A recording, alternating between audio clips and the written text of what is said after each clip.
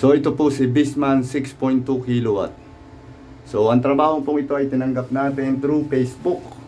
So ito po ay nasa San Diego, Lian, Batangas. So ang problema po nito ay napakasimple lang. Ang problema po ay hindi daw lumalabas yung araw.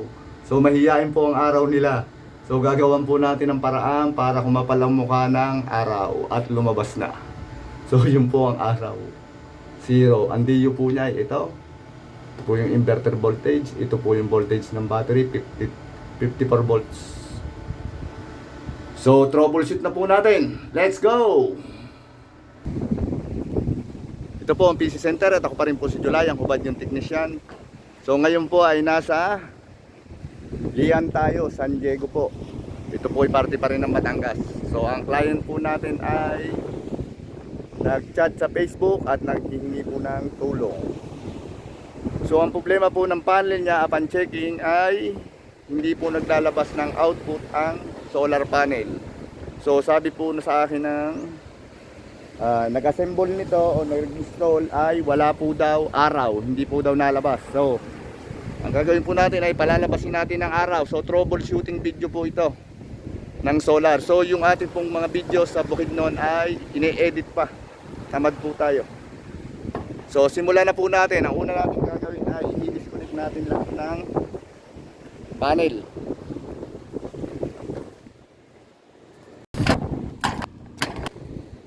Lahat na natin ay wala.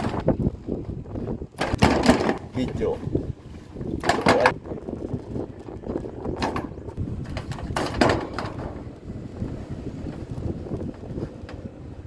So recommended ko po sa inyo ay LiPo4 pa din. So good. Gawa tayo ng 8S. Ano ba yung 8S? 8 naka-series po. So sa mga hindi po pamilyar,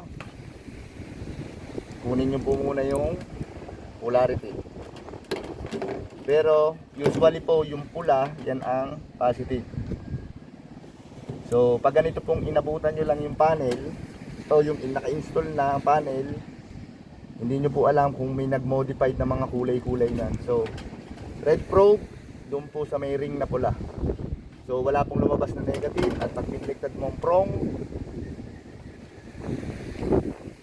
so makaka-negative sign po yun. So ito po ay naka-standby. So yung negative nito, sasaksak po yung positive nitong isa. Pero habang ganon, tetesterin ko pa rin po.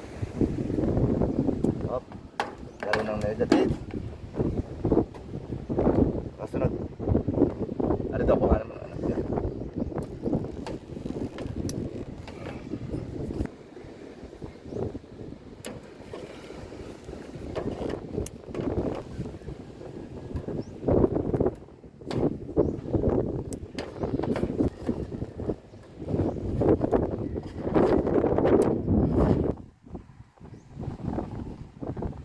Ito na po yung pang huli. So ngayon po ay sobrang layo noong output ng isa dito. So ang gagawin po natin ay ito. Isa natin kinalas. Kuhanin lang po natin yung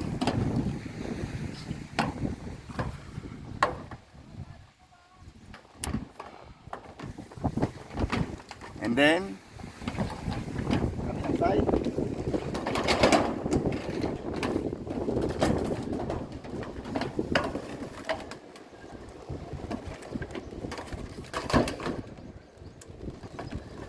Professional eh. Yan. So mapapansin nyo po dito, ito po ang kanyang supply. So dapat po ang output nito ay itong kabila. Yan po lang ang sumablay doon sa connection niya. Kaya po wala. So dapat po ito ay positive. Pag tinignan mo yung multimeter, ito po yung original na positive, yung kabila. And then ito po. So ang supply niya po ay ito.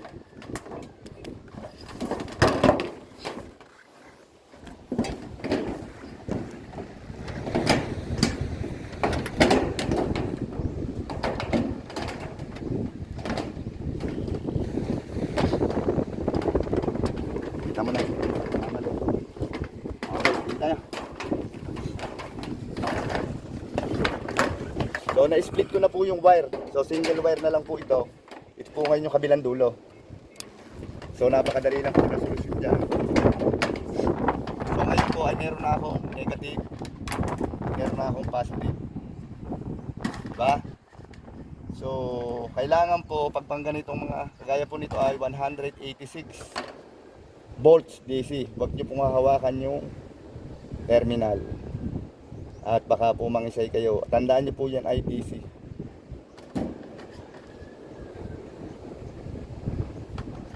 So, tapos na po. May nanalo na talaga.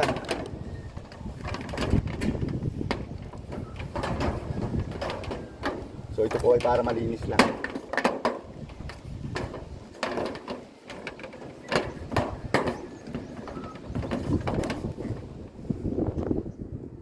Ito ang hindi ko matututunan. Ang gamit na ziplock.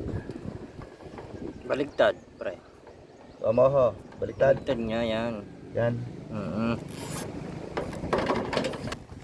So, check. Ito po ay negative. So, negative probe.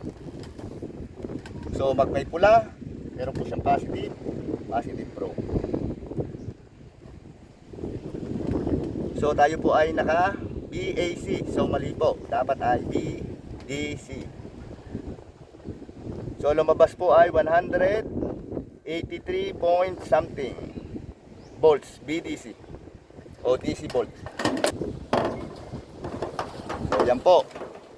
So, ito po yung kabilang end natin. So, ito na po ang the moment of truth. Kabayong kulubot.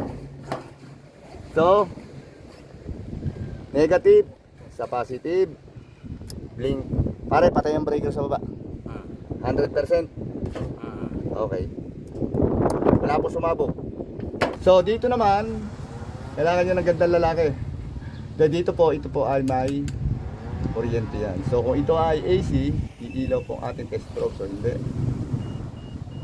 So, hindi. So, sa DC, meron po siya.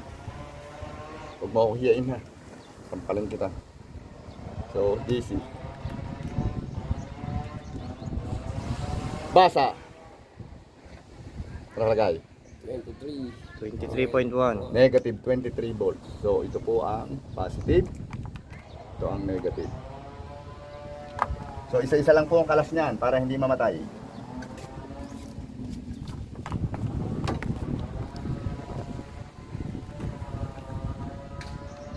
Alam mo pare, nung binaklas ko ito kanina, di ba binaklas ko? Nung kinalog ko yung breaker, ay sabit tanggal yung isang wire. Hindi ito. Tanggal tong isa. Kinalog ko pala ha. Di ba kahapon pinatay ko yung breaker, kanina kinalog ko. Natanggal na lang bigla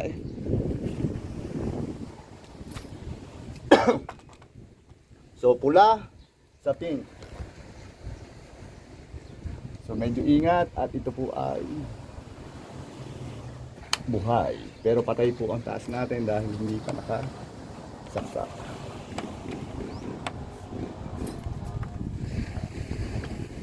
Itong mahirap pag gawa ng mga diba? Mahirap naman. Kalalapat na masakit siya.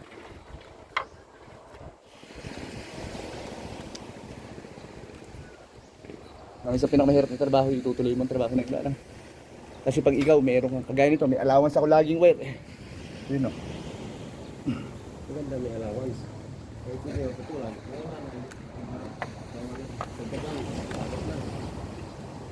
Kulupit ko lang din sa loob. Kaya may isang sumba.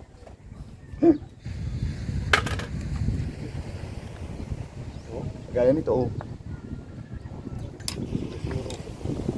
Naka-stable Kagaya nito, sinabit pa din o. Ang daming wire doon, ang haba. Solar wire. Oo, yan, ganyan o. Kailangan. Kailangan sila ito, may allowance lang. Allowance na yan. Ito may sa ating haba ng solar. Allowance.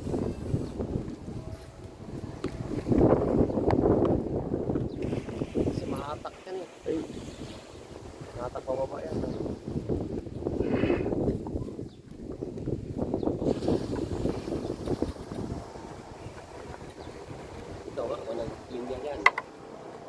Okay, nakakulot pa yan dyan. Mga ilaw. Yan o, mga ilaw. Wala man dyan. Ha?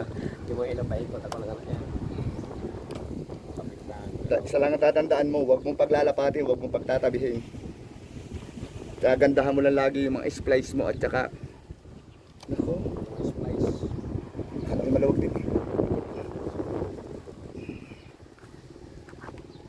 Yung gamit namin yan, mga chain. Yan, ganyan o. Yan ang maganda. Tumupot lang yan. Wala rin eh. Kapos na sa taas eh. Ha? Kapos na sa taas. Wala, hindi tayo makakapag-alawan. Pare, gawan mo ito ng paraan ha. Yung ano, zip tie. Cable tie. Cable tie. Cable tie mo na lang doon. Oo. Ikaw tali-tali yan doon. Para hindi ko malaw. Ikaw na lang kay mata. Sa 178.7 volts. So wala pong araw ngayon. Makulimlim po. So, double check. Dito po ay kailangan pula sa pula. Pula, pula, pula, pula.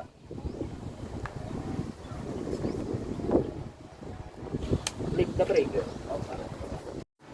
174 volts. Lumabas na po ang araw. So, ano po ang reklamo ng customer? Wala po daw araw. So, ayun na po ang araw. Zero load po tayo kasi brown out dito sa kanila. Kaya bagay po dito ang hybrid. Madam! Madam! Good news, bad news? Good news, bad news? May bibilin, wala. Good news, bad news? Good news. Okay na. Galing na? May araw na ho. Ano yun? Bad news, gusto niyo malaman. Ano yun? Wala ho. Walang bad news. Ano? Tata- Silipin mo muna, madam. Halika muna. Areho, maraming putay, madam.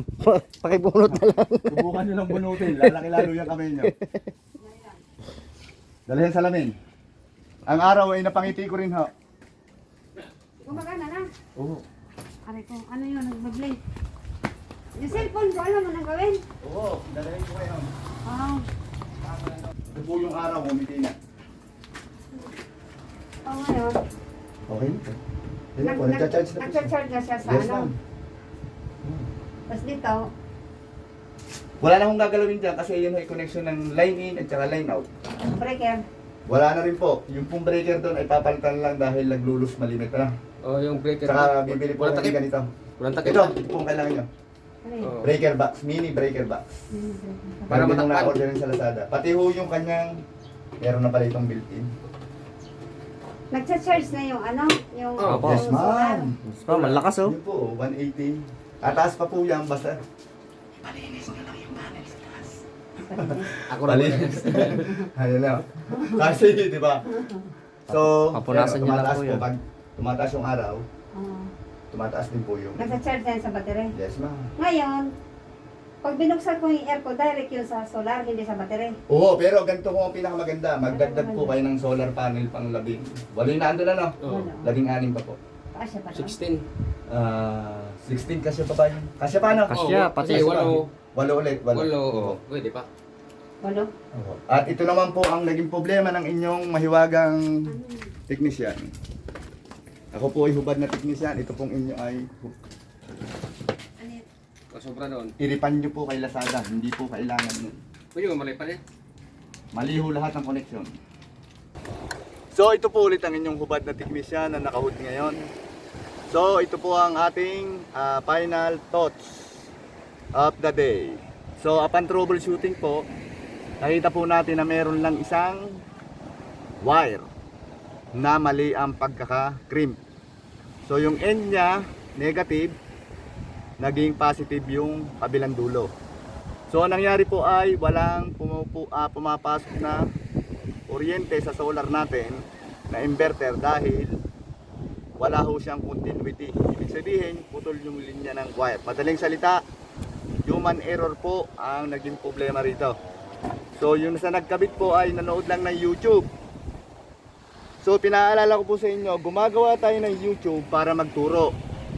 So wag po sana kayong magawa ng video para lang sakita ninyo. So ang point po dito ay gumawa naman kayo ng video na may matutunan yung tao, hindi puros yung kita lang ang iisipin nyo. Salamat po! Ito.